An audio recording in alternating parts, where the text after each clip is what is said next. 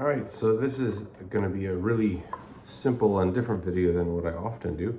I've got my 1988 Gerald Anderson F-5 mandolin built in the shop of Wayne Henderson under his guidance. It's mandolin number 17, but I've got old strings, and they're old, I think EJ74s. I'm gonna put a new set on, so I'll change the strings and then I'll play it again so you can hear the difference.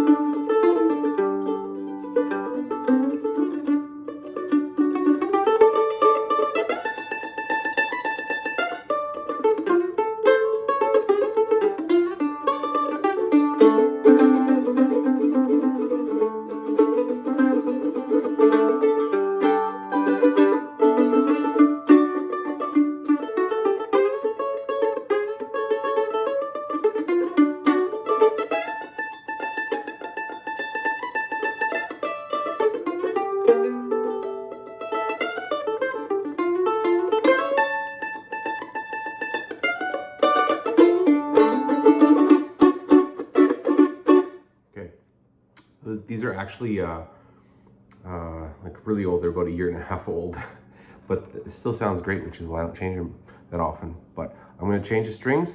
I'm going to put, what are these? These are the XS 11 to 41s, 11 and a half to 41s. I've never put such heavy gauge strings on as these. I think they're about 15 pounds more tension than the ones that are currently on it, and we'll see what happens. All right, so here are the new strings. I don't know if you can see, but you know, a little tighter than before. And I'm gonna play them just a little bit for you. Now, bear in mind they're fresh strings.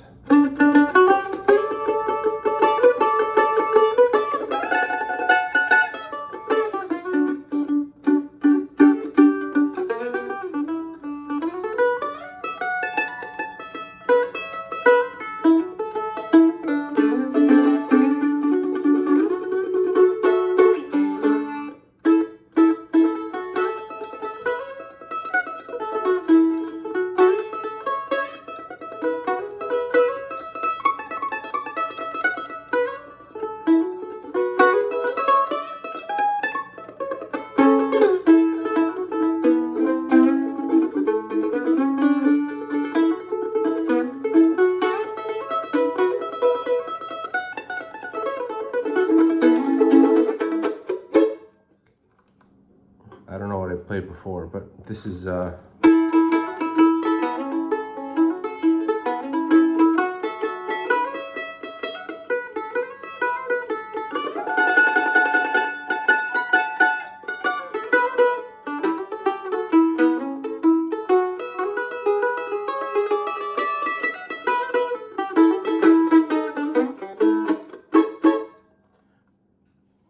one of the things that I noticed really quickly is they are smooth, and I'm not the kind of guy who likes smooth strings that often. I don't really actually care. They still have a sound, but when you play, like, you know, that sound, you play around it. You just don't make it when you play, you know. But it feels alive. And one thing with the new set of strings that I often find is that when the strings are still brand new and they're not really stretched in or worked in yet, the windings around the core end up kind of choking the tone out. But with these, considering how new they are, they actually sound really good. They sound resonant. I imagine that in you know, a few days or a week's time, with a little bit more playing, that the mandolin will even open up a little bit more, because the strings are going to open up a little bit more, because these D'addarios are wound tightly. But okay, just another little thing, like, I'm not actually endorsed by any company, but if there's one company I would recommend, strongly it's D'addario's. These XS strings, the steel is really good quality. They smelt the nickel in New York, maybe all the metals. I'm not a metallurgist. Is that a word? Metallurgist? Metallurgy clerk? Yeah, I just know that these strings don't break as often as other brands. I'm not going to get into other brands because I'm just going to say straight up, these strings last a lot longer. I had a set of the XS strings on my mandolin a few years ago. I think I put them on, it was the summer of, 2023, and I took them off around Christmas of 2024. So they lasted about a year and a half. And the only reason I changed them is because I needed to do a string changing demonstration so people understood how to properly put mandolin strings on. So it's kind of funny. So I'm looking forward to not taking these off until they start to fall apart or break. But if they're D'addario strings on my mandolin, I typically don't break them. I played a show once with elixirs. I bought a pack of elixirs like 20 years ago when they were new.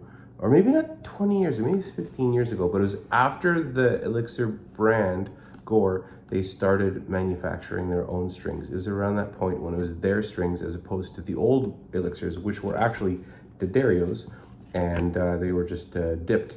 But anyway, so I buy this pack of elixir strings, I put them on my mandolin, I played one 45-minute set, and in that one 45-minute set, I broke 3 strings. And with D'addario's, break maybe 1 string every 2 years. Usually I change the strings because I need to do a fret dress because my frets are worn out, but the strings are still in good shape. So this time I just changed the strings because these strings were old, and I think they're pretty fantastic.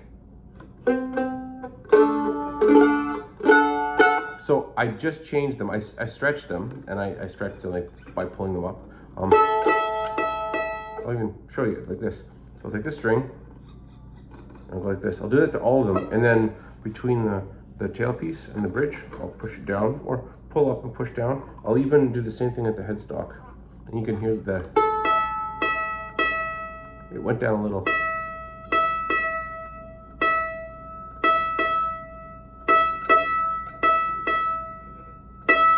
So now they're in tune again.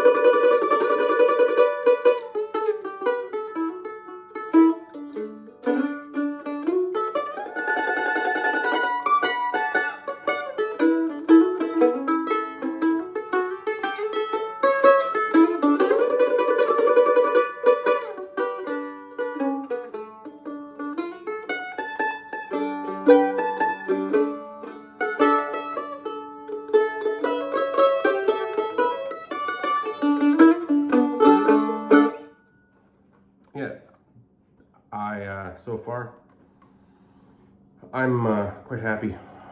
More little details. The neck relief. I was actually expecting the neck relief to increase. It hasn't. As you can see, my bridge, I put a guitar piezo in it, and I run it to a jack down here to a tone dexter.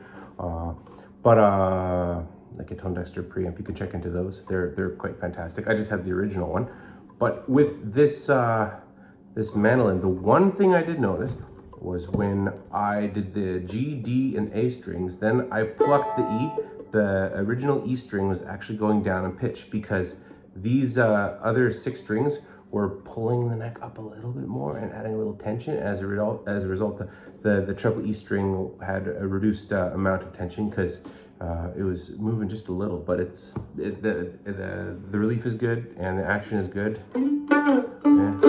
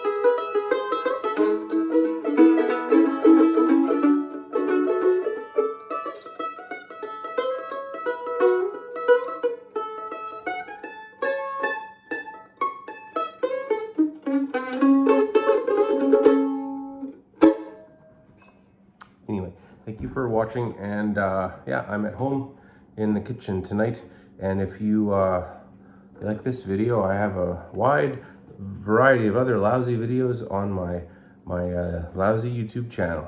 Thanks for watching. Hamm-tone guitars, check it out. Thank you.